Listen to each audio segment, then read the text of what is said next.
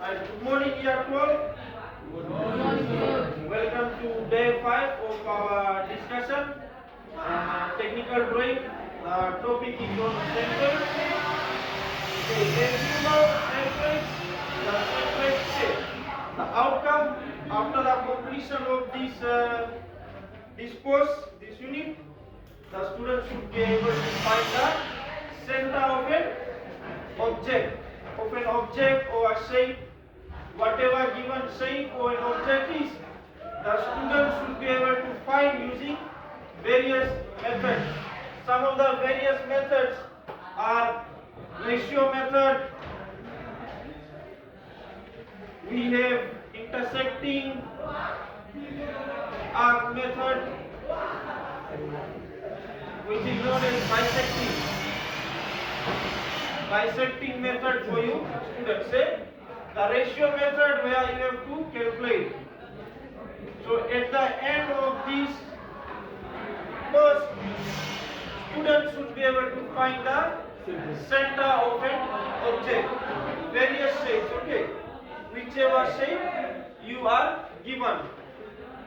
Right, let's go to the introduction on centroids. Again, produce the centroid. The centroid of an area is the center of mean position of all the elements of which the area consists. It is the center of an object or the center of gravity. It is the point of the intersection of all the materials. The center of mass of a uniform object is also called a centroid. Right. So basically the centroid is known as the center. For example, if we have a square, the center. How are you going to find this center? Okay. Sometimes in the exam, we always give you a shape, a square or a triangle, and we ask you to find the center of the object. Okay. So you are going to use your various methods and skills which you have learned in the class to find the center. Okay. Next paragraph, we have center of an area. The center of an area or centroid of a shape is the point at which it is in equilibrium. It is supported at this point. It is in a state of equilibrium and should not fall off. Okay, then we have a small note. The center of gravity is not necessarily within the body of the shape. It can fall outside as with most angular shapes. A more precise procedure to find the center of gravity is the first moment of area method. The position of the center of gravity of a compound body by dividing the body into several parts, where the center of gravity of the individual part is known as. Okay. Right. Basically, what that small note is telling us is when you find the center, for example, of this square, you're going to find the center. You will also get various parts of it. For example, we have 1, 2, 3, 4, 5, 6, 7, 8. So when you want to draw a shape or a design, you can utilize these parts. After finding the centroid, you will get various parts. And you are going to label that as C. That is your centroid. Another example in our triangle method which we did was bisecting, where students bisect them showing the lines in order to get the centroid. You're going to label it as C. Right. Then we have the steps. We have some of the steps.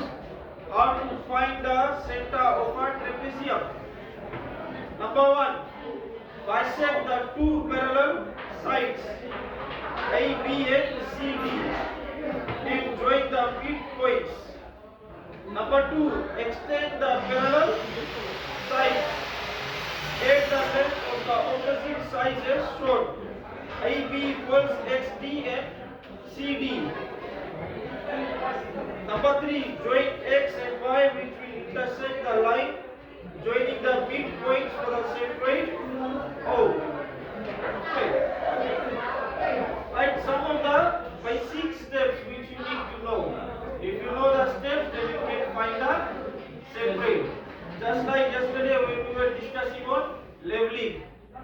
If you know the definitions, you can answer the question. Okay. You can fill the table and you can fill the ground which is given. If you know the definition.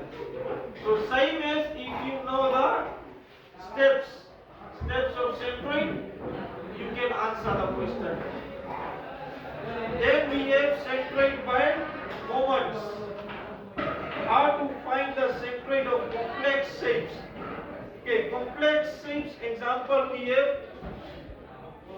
This one we had a triangle, equilateral triangle. If you have complex shapes, example here, how are you going to find the center? For example, some of the times you will not get a centroid over here in the center. Sometimes you can get it over here. It all depends on how you use your methods. Okay, some of the steps are there. How to find the centroid of complex shapes. Divide the complex shape into simple shapes. You transform that complex shape into a simple tray. Okay, then it will be easy for you. Currently the way it is very hard for you now. You have to transform this into a easy way. Like D, locate the centroid of the simple shapes. C, we have calculated the area of the simple shapes to determine the ratio of the area. D, divide the distance between the centroids according to the ratio. E, the centroid is located closer to the shape with a larger area. Right, so we have 1, 2, 3, 4, 5. 5 steps all together. How to find the centroid of a complex shape. So you have 5 steps to find a complex shape and 3 steps to find the centroid of a trapezium. Okay. Right, the last example. The last example we have finding the centroid of an L shape by moments. Okay, L shape. If we have something like this, I am going to find the centroid. Okay. Example, the basics which you know, the first thing which we always do, divide. We have I, B, A. You divide the L into 2, right? After that you join the lines. Join the lines. Then from there you work on with the measurements given. Example 3, 5, okay. Then we have 6. So if this becomes 5, from here I am going to minus A, so it will separate. Okay. Right, some of the steps. Divide the L shape into 2 rectangles. B, find the centroid of each triangle by joining the diagonals. C, calculate the area of the 2 rectangles. Example, I equals 5 times 3, 15, and B equals 10 times 2. So you have to multiply these numbers. Multiply, right? D, join centroid of rectangle I and B with a straight line and divide it into 7 equal parts. E, the centroid will be found 3 divisions from rectangle B, or it will be closer to the rectangle with bigger area. Okay, so we have 5 steps over there. You have the steps in the diagram there, so that it is easier to work in the drawing workbook. Okay? Our exercise and activities are all in the drawing workbook which you are going to attempt after this discussion. 20 minutes will be given for your activities. Right, to conclude, as you know, templates are very important. Okay? It's very important topic.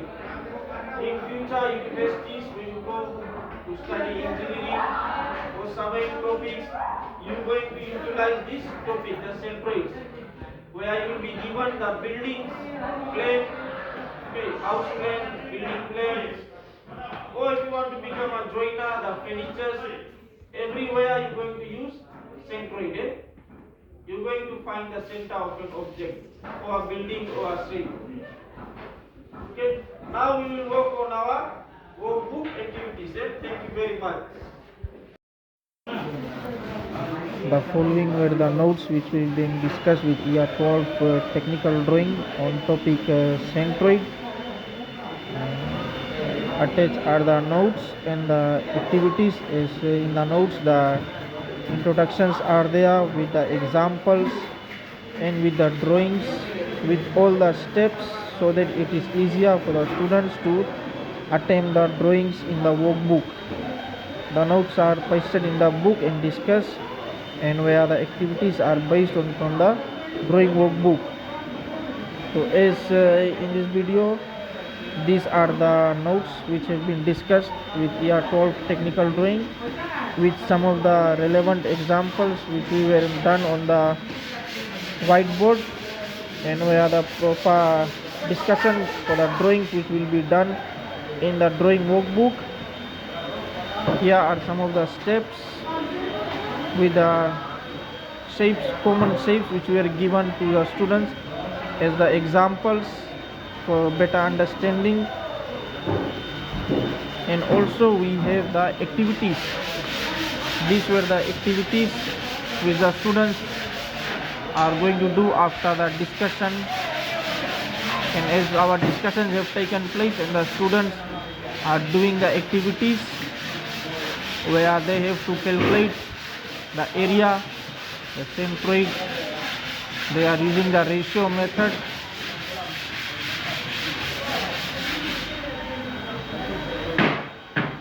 The different shapes have been given to them, different complex shapes for their better understanding,